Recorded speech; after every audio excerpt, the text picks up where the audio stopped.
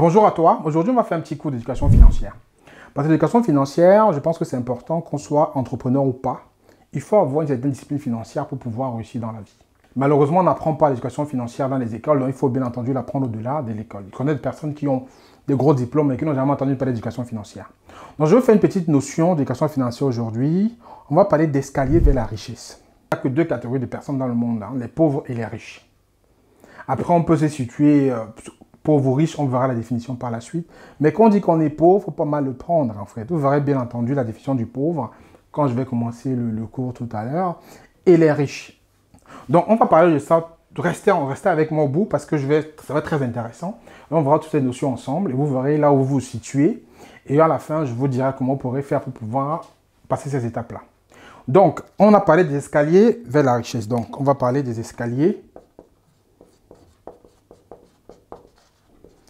Escalier vers la richesse. Ici, je parle bien de richesse financière. Il faut qu'on soit sûr. Je parle de richesse financière. Donc, pour ça, on va déjà définir quelques paramètres. Donc, on va dire que R, c'est le revenu. On est d'accord. D, c'est les dépenses. On est d'accord. E, I, c'est ceux qui épargnent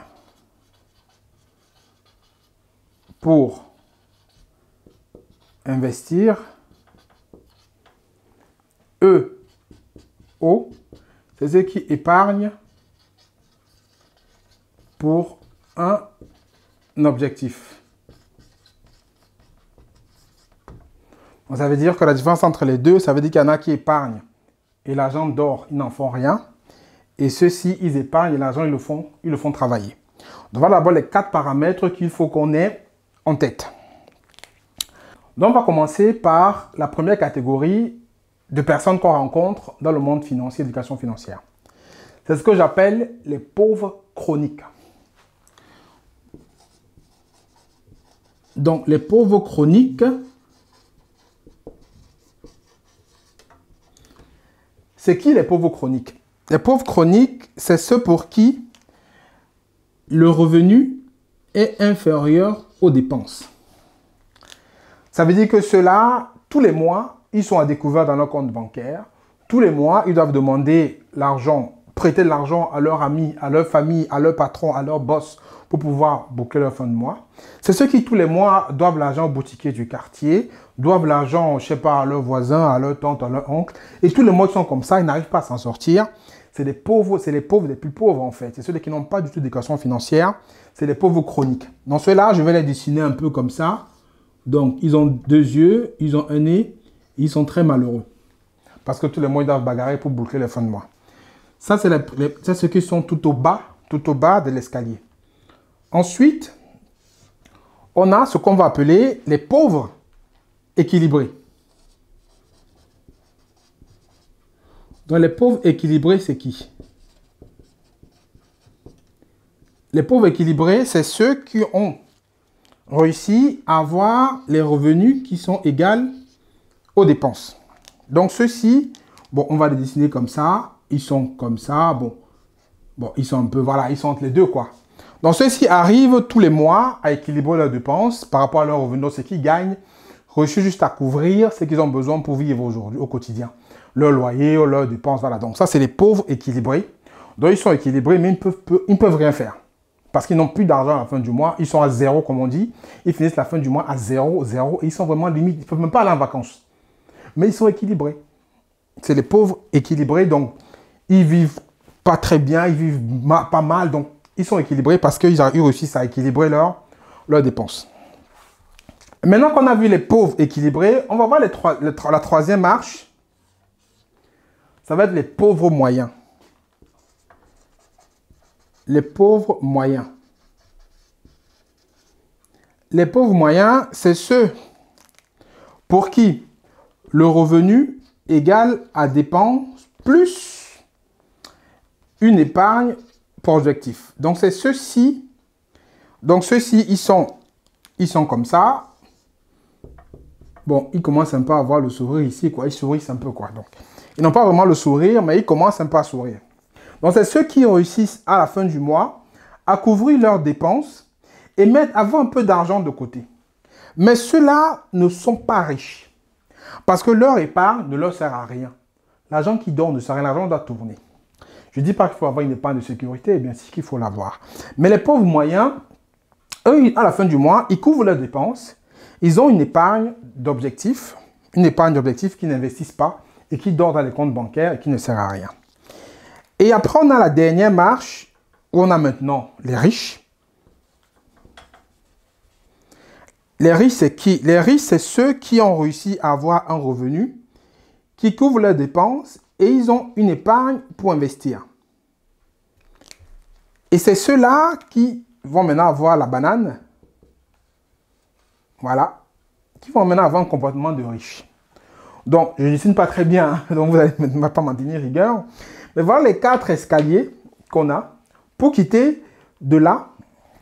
L'objectif, en fait, c'est, suivant où on se trouve, c'est d'arriver ici. D'arriver à réfléchir et à gérer son revenu comme les riches le font. Parce que la plupart des personnes vont être soit là, soit ici et ne seront pas là. Donc, il faut changer sa façon de penser. Et pour cela, il faut commencer déjà par savoir où on se trouve. Où est-ce que je me situe? Pour pouvoir se projeter, il est important de savoir déjà où est-ce que je me situe par rapport à mes finances. Et pour ça, il y a un petit fichier que je vous propose en fait, qui est en description de la vidéo. C'est un fichier qui vous permettra de mesurer votre état financier. Parce qu'on ne peut pas contrôler ce qu'on ne sait pas mesurer. Donc déjà, pour savoir où vous vous trouvez, est-ce que vous êtes un pauvre chronique, un pauvre équilibré, ou un pauvre moyen, ou même un riche qui sait? Prenez ce fichier-là, rentrez vos dépenses, rentrez vos revenus, vous allez voir là où vous vous situez par rapport à ce qui va en rester.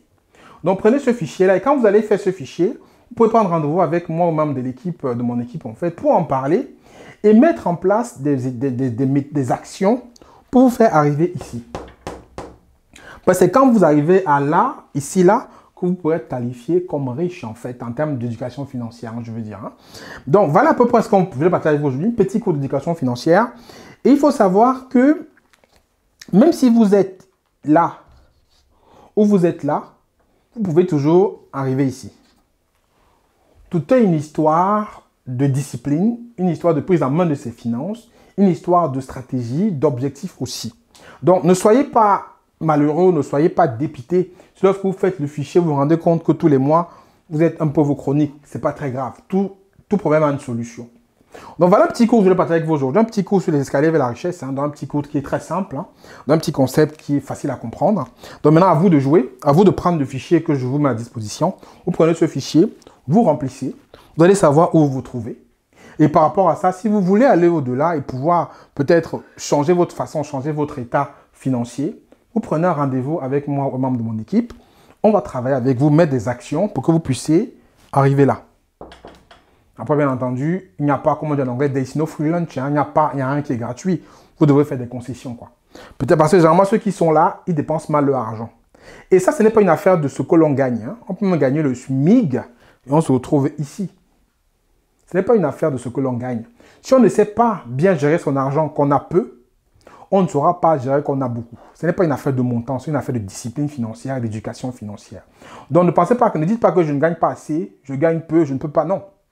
C'est ouvert à tout le monde. On peut gagner même 50 000 francs CFA et on se retrouve là. Comme quelqu'un peut gagner 1 million de francs CFA par mois, il se retrouve ici.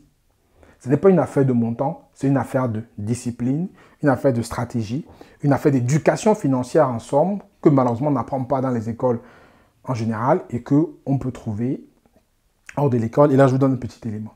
Donc, on se retrouve, pour ceux qui vont aller au-delà du fichier, qui vont vouloir travailler sur leurs finances et pouvoir arriver là dans les séances de travail qu'on va organiser avec eux.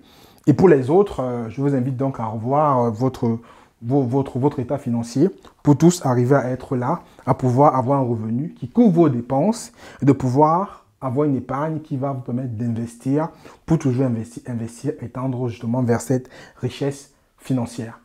J'espère que le cours vous a plu. J'invite à le partager au plus grand nombre de personnes pour qu'ils puissent aussi profiter de ce petit élément financier et pouvoir s'évaluer eux-mêmes et savoir où est-ce qu'ils se situent dans leurs finances. Et je vous dis à très bientôt. Mais avant de vous dire à bientôt, je vous invite à liker la vidéo, laissez un commentaire. Dites-moi où vous vous trouvez parmi ces 4 éléments. Qu'est-ce que vous en pensez parmi ces 4 catégories de personnes que je viens de citer? Et on voit bien qu'il n'y a que 2 catégories. Il y a les pauvres et les riches. Après, on peut diviser les riches encore plus haut, mais c'est très simple. Ce n'est pas une affaire d'argent, c'est une affaire d'éducation financière. Quand on dit qu'on est riche, ce n'est pas forcément qu'on gagne des millions. Regardez Michael Jackson, il gagnait des millions, mais il est mort endetté au cou. C'est un pauvre. C'est un pauvre. Il y a beaucoup de personnes qui gagnent beaucoup d'argent, mais qui sont endettés, ils n'arrivent pas, ils sont là. C'est des pauvres chroniques. Ce n'est pas une affaire de ce qu'on gagne. C'est comment est-ce qu'on gère ce qu'on gagne. C'est là où on se définit comme un riche ou comme un pauvre. Ce n'est pas une affaire de montant.